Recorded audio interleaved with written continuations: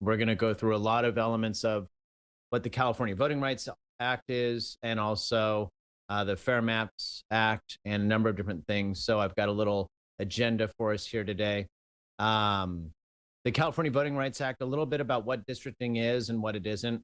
Some points on what are the traditional redistricting principles that are utilized in municipal government and also a lot of state government redistricting. I'll get into the Fair Maps Act. We are going to be doing a process where we're under the California Voting Rights Act, which is for the initial conversion to districts, but it is also a best practice. And in the agencies where we've been doing this, even in this region, when we did Davis's redistricting and Napa's redistricting in 2020 and 2019, we were following elements of the State Fair Maps Act, which is really the rules of the road for redistricting, but where we can, we try to make sure we're meeting those as a best practice. And then I'll talk about how the public will and can participate in the process, and then just do a little brief overview of the population based on the census. So first off, the California Voting Rights Act, when people hear that, they often think of the Federal Voting Rights Act. It's a little different. I'm going to cover why. One of the main differences of the California Voting Rights Act is it is very strategically targeted to one thing, and that's the at-large election systems and encouraging those to go to districted election systems. The Federal Voting Rights Act covers a plethora of things, from registration to ballots and everything else in between, including district and redistricting. But the California Voting Rights Act is very specific. A claim to go from at-large to district could be done under the Federal Voting Rights Act. It's just incredibly hard for attorneys to do that, and the thresholds required are a lot higher, very different. Under the California Voting Rights Act, the at-large election is any election system where you do not have districts, where there is an area that is that district and only the voters in that area are voting in the election, and the person who's running for office has to live in that district. There are, believe it or not, a half dozen different varieties of election systems around the state. But that is the only way that you can have a districted election system under the California Voting Rights Act. Everything else other than that is considered at large. Racially polarized voting is also a term that is utilized in federal Voting Rights Act issues, but in California, in the California Voting Rights Act, it's really distilled down to its most basic fact. And that is there a difference in voting patterns among groups that can be defined based on the racial composition of that electorate, of those voters? And in federal Voting Rights Act, it might require a lot more of the effect of that racially polarized voting, and that it causes harm, and that redistricting or districting can create a remedy and all this other stuff. But under the California Voting Rights Act, how it's currently being interpreted, it really is just kind of like, on the face of it, is there a difference in voting patterns by different ethnic racial groups? Under the Federal Voting Rights Act, I said you could be forced to districts under the Federal Voting Rights Act, but one of the things that you're required under the Federal Voting Rights Act are majority-minority districts. You have to be able to prove that you can create majority-minority districts as part of the transition out of an at-large system into district. In the California law, they introduced this new terminology that doesn't really have the same kind of metric. Majority-minority, most people can think, okay, 50% plus one is majority. But the California Voting Rights Act uses this more ambiguous term about ability to influence an election. And the courts have not pegged that to a specific number yet.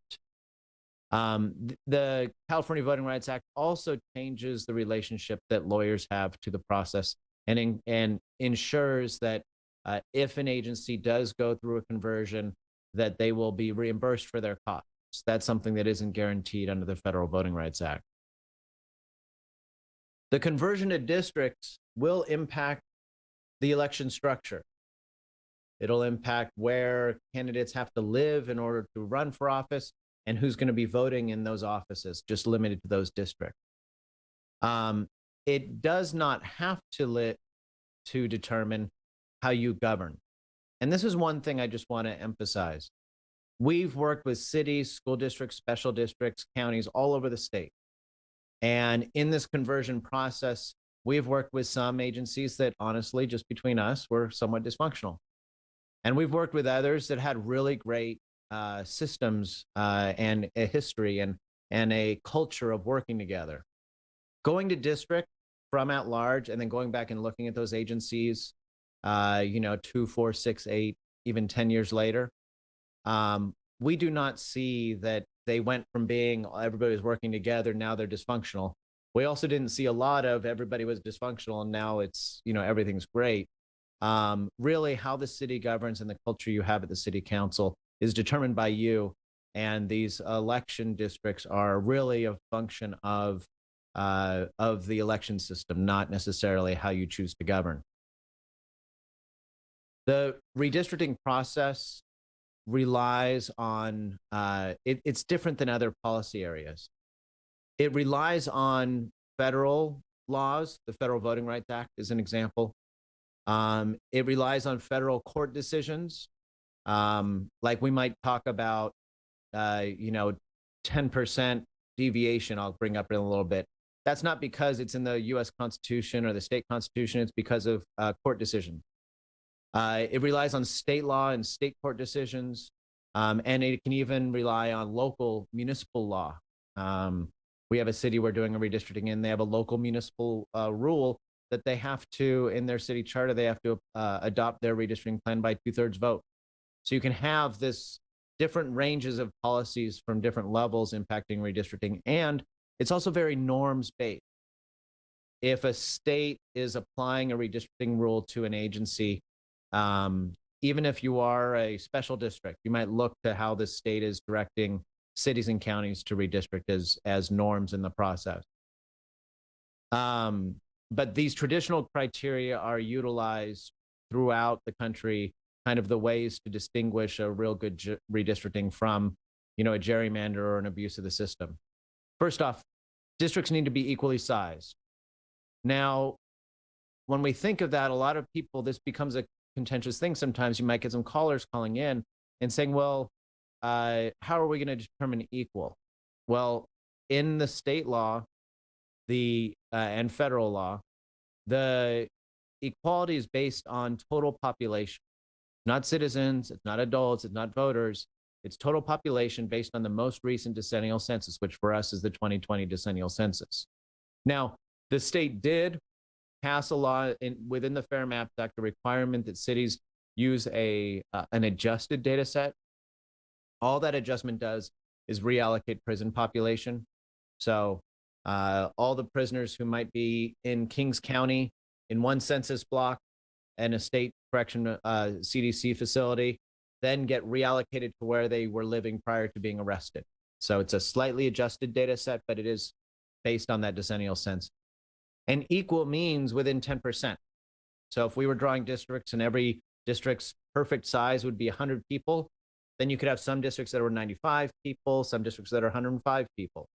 You could even have some districts that are 92 people if the largest district is only 102 people. So it's a 10% buffer, not necessarily just a 5% over, 5% under. But that 10% range is what makes the plan legal. And you don't get gold stars for being at 6% or 3% or 2% or 1%. It is not a test where the lower the deviation, the better. It's just a threshold that you have to make sure that you meet. Districts need to be contiguous, meaning that they need to be whole parts. There's a couple different applications of this. The first is that, it literally is one piece. And I kid you not, we have seen redistrictings where two sides of a city or a special district are in different districts. So it'd be like district 1, 2, 3, 4, 5, and then part of 1 over here. And those do exist and they are not legal. There's another subtle interpretation of this as well about something being functionally contiguous. Functionally contiguous means that, you look at a satellite photo and it looks like these two populations are right next to each other, like you could throw a frisbee across from one to the other. But in a functional sense, those two populations, maybe they're split by a highway or a railroad, or there's just no way to pass between those two. And so to get from one to the other, you have to like go like this weird route to go around and take a freeway and go under an underpass and cross a bridge and get to the other side. It's not really functionally contiguous based on how people ride their bikes or walk or drive or however they are connected. Even if from a satellite photo two things look like they're adjacent to each other, they might not be quote unquote contiguous if they're on either sides of the 80 and you can't get from one to the other. Districts need to be compact. Now, compactness, for any of you that are really into the math, nerdy stuff, there are dozens of research papers on what is compact.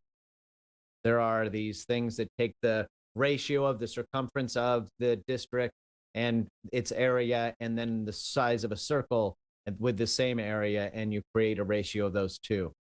There's ones that count every kink and bend in a district and compare it to another district. There's even a state law, I think it was either New Mexico or Idaho, that had this thing that in the state constitution said you could not have funny shapes, whatever that means. In California, we have come up with a different definition of compactness that's unique and different from the rest of the country, and it's not a mathematical test. Under California law, we're looking at neighborhoods and communities as they line up next to each other. And a district is not compact if it bypasses a bunch of nearby populations to go get some far away population. So again, the definition is a district is not compact if it bypasses nearby populations to reach far away population. So let's say you were drawing a district and you started over in Broderick and you drew it out along, you drew a line with Broderick, and then you went along the river and around the ziggurat, and then like hopped over near the Tower Bridge and went behind the stadium and down a bike path, and then popped out somewhere in Southport and said, well, here's another neighbor. Well, in a very, very technical sense, and if we were gerrymandering in North Carolina, maybe that's contiguous and compact. But under state law, it would not be compact because you are connecting too far away communities, bypassing other nearby communities. So that's how we'll judge compactness in this process. That terminology, that language has never been adjudicated in a court, but that's what we're dealt with under the State's Fair Maps Act. Maintaining communities of interest is another big factor in kind of the new, free, transparent, open redistricting process. A community of interest is different than when I talk about like a protected class under the Federal Voting Rights Act. A community of interest can be subjective. It can be open-ended and inclusive. It can be, say people who have a shared transportation need. It could be renters. It could be homeowners. It could be people who are newer residents, people who are older residents, people who live in high rises or in single family homes. It could be people who bike to work or just cyclists. It can include elements that are based in, say, well, this is where the historic Russian community is, or there's a historic Filipino community here. So that can be a part of it, but it can't be the dominant part of it outside of Voting Rights Act concerns. You can include those as a part of your community of interest, but we have to be careful when we're redistricting that we never kind of cross the line of making race into a predominant factor in the redistricting process. We can talk about an area that has shared cultural trait and is a community of interest, but we don't want to tag it as being a particular race. And if we have any questions about this, or where we get into issues regarding how to do this, we will bring in the legal counsel and have a conversation about how we make sure that we're drawing equitable districts, that we're conscious of race as a part of the overall composition of your lines, but that we aren't doing lines that would be considered to be a racial gerrymander by focusing on race as a predominant factor in the line drawing process. There are some examples of communities of interest. Could be people who live near an industry, or even like people who work in the state capitol that live in West Sacramento could be a community of interest. People who are seniors, seniors or students. I already said like homeowners, renters, and those kinds of things, different potential communities of interest.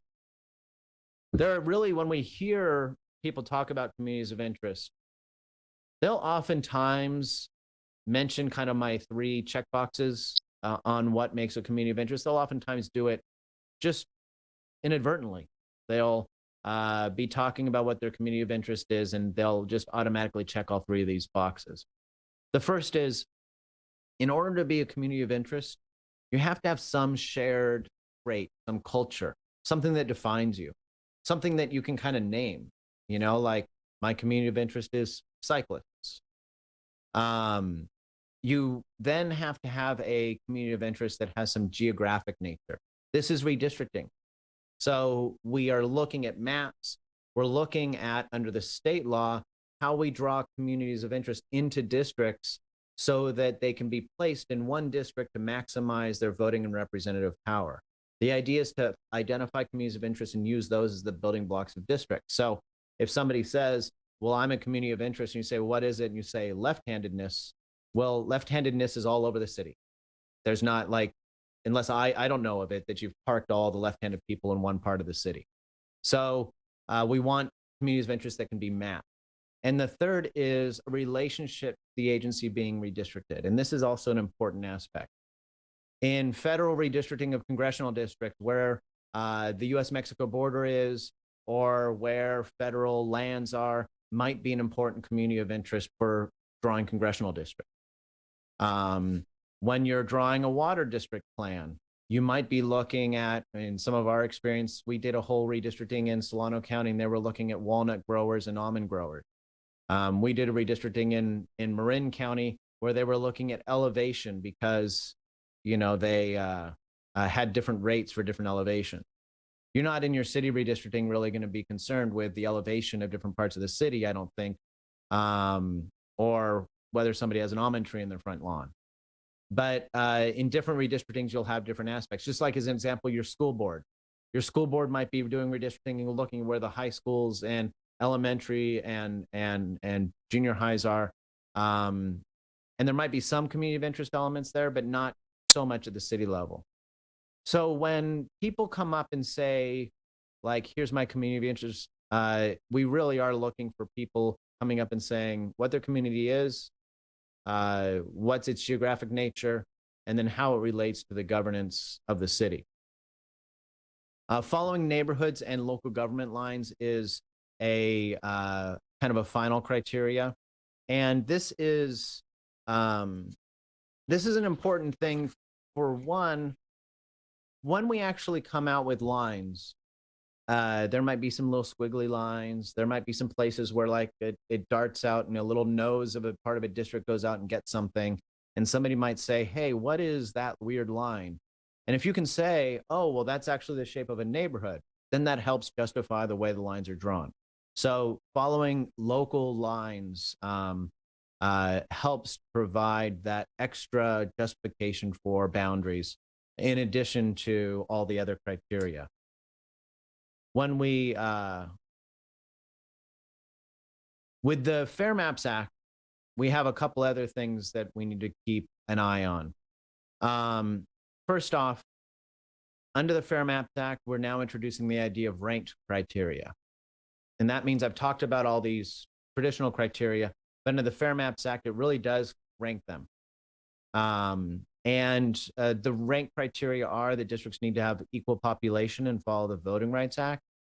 Then from there, they need to be contiguous. They need to preserve neighborhoods and communities of interest. They need to be identifiable and understandable to voters, which is very subjective. And then they need to be compact. Now, one thing I want to point out about these criteria, actually it's two things. First off, we need to ensure that we're not subjugating any of these criteria to other criteria. You can have other criteria after you have these six. You could say, hey, Paul, I want to add this additional criteria that I want to try to follow the local school board district lines. Great. Okay. But you can't say, I'm not worried about 3, 4, 5, and 6. I want to put school board lines right in there at 3 and like make the other criteria go down a step. You need to say instead, we want to see plans that meet all 6 of these criteria in order. And then if I have 5 plans and one of them looks a lot more like the school board lines, that's probably the one I'm going to prefer. You can understand the difference there. You're really saying that those additional criteria have to be after the rank criteria. The second is that these criteria aren't perfectly dominant over each other. It's not like you start and say, I want the very, very, very most equal district, and then I'll think about the VRA. And then after that, maybe I'll consider contiguous. And then once everything's perfectly contiguous, then I'll make sure every neighborhood is perfect. It's not like they are ranked in that way. It's that we want to make sure that they're equally sized within that 10%. We want to make sure your legal counsel is okay with the Voting Rights Act implications of its district. And then when we're dealing with these criteria, contiguous and neighborhoods and identifiable, you'll see us trying to achieve all these things and understanding the ranking, but you'll also see some things move around.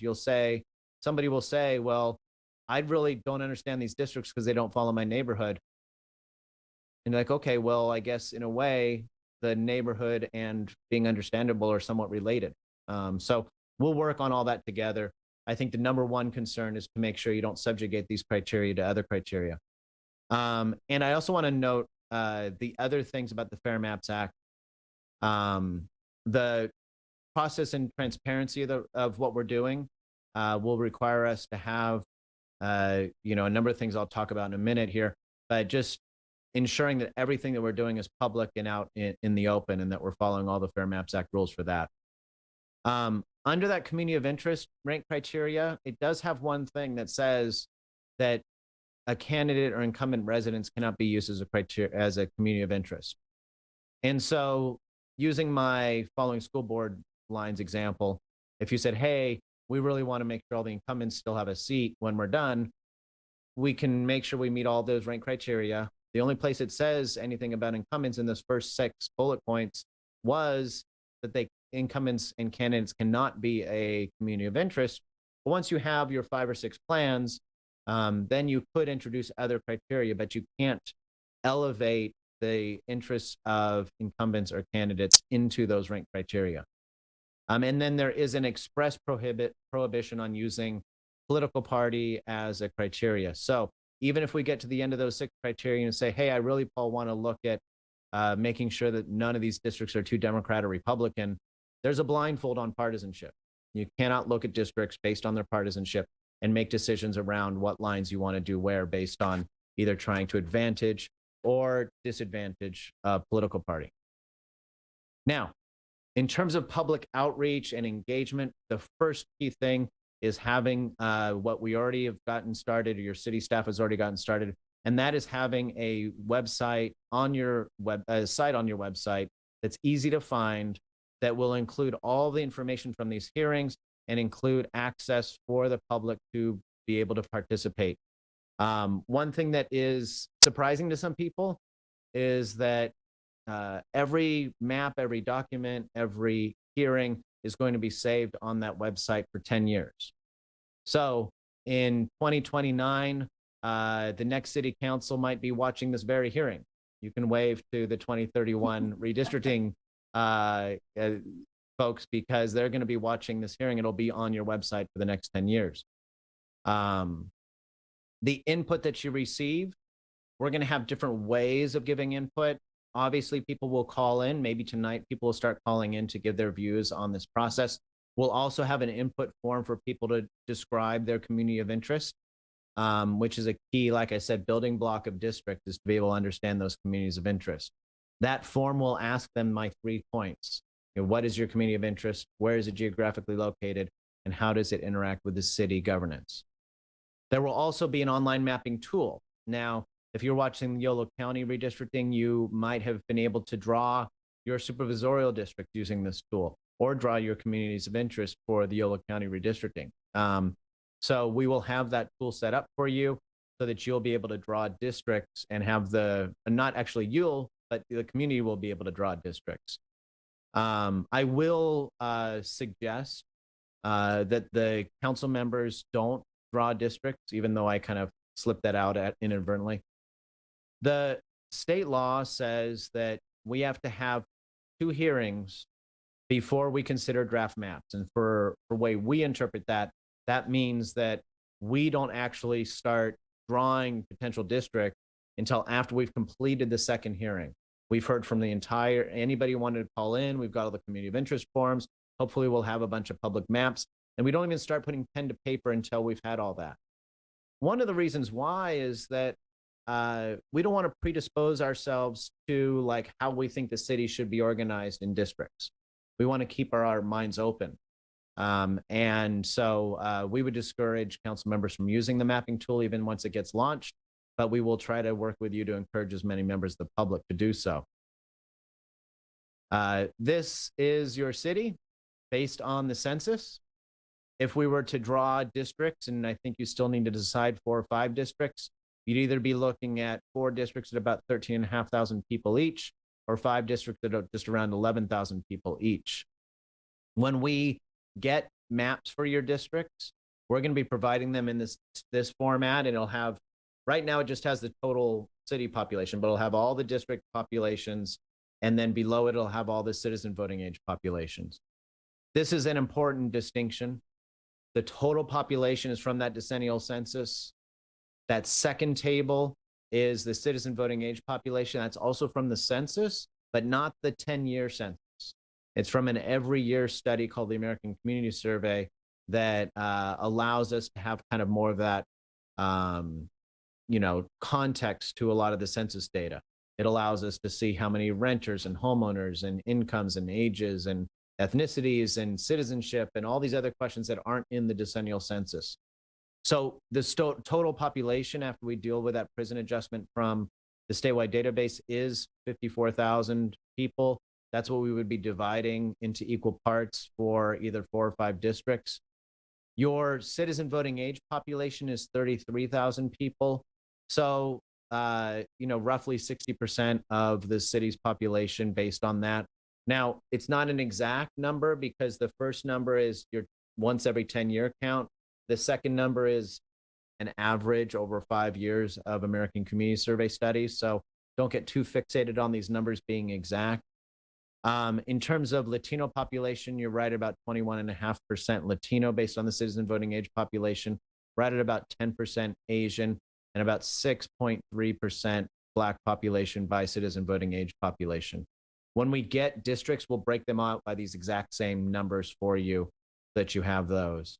And with that, I'm happy to close up. And we, not just I, but also our staff are watching. So if you have questions or things that you want us to make sure we can address, we will be able to take those notes, and we will be listening to all the public comment to make sure that we can address all of that in future hearings.